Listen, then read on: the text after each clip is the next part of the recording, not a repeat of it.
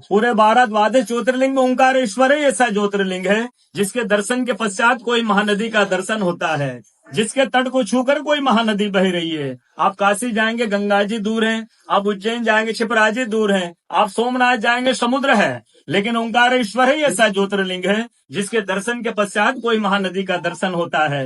वो महानदी है रुद्रदेहाय विद्महे मैं कलकन्याज धीमहि तन्नो नर्मदा प्रचोदयात्। भगवान शंकर की देह से पसीने के बूंद से निकली है माँ नर्मदा।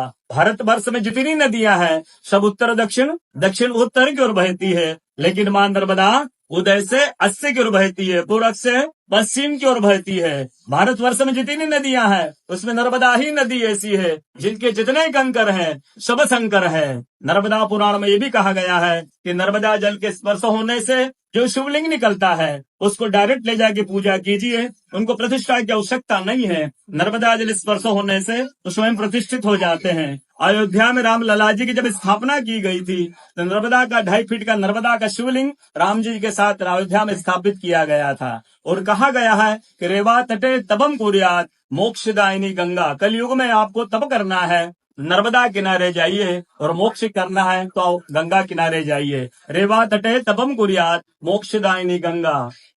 तो नर्मदा किनारे एक संत का तपस्या संत का अनुभव बताता हूँ जो वर्षों से नर्मदा किनारे रहे हैं। जब वो देखते हैं सुबह 3 से 4 बजे ब्रह्म मुहूर्त में एक कोई माई आती है नर्मदा स्नान करके लौट जाती है। संतों को जिज्ञासा हुई कि मैं वर्षों से इस माँ को देख रहा हूँ नर्मदा स्नान करके लौट जाती है। संत ने कहा कि कल मैं माँ से पूछूंगा स्नान करके लौटेगी। वो माई सुबह 3 से 4 बजे ब्रह्म मुहूर्त में स्नान करके लौट रही थी। संत ने देखा माई स्नान करके लौट रही है। संत दौड़ते गए माँ को साष्टांग दंडवत प्रणाम करके पूछा है माँ मैं वर्षों से आपको देख रहा हूँ, अब नर्मदा स्नान करके लौट जाती है, माँ अपना परिचय दीजिए। तो माँ अपना परिचय देती है मैं गंगा हूँ, कलयुग में शुद्धिकरण के लिए नर्मदा स्नान करने के लिए आती हूँ। बोलो गंगा मैया की जय, नर्मदा मैया की जय, ओंकारेश्वर भगवान की जय, आज के कथा के आनंद की जय, भक्त और भगवान की जय।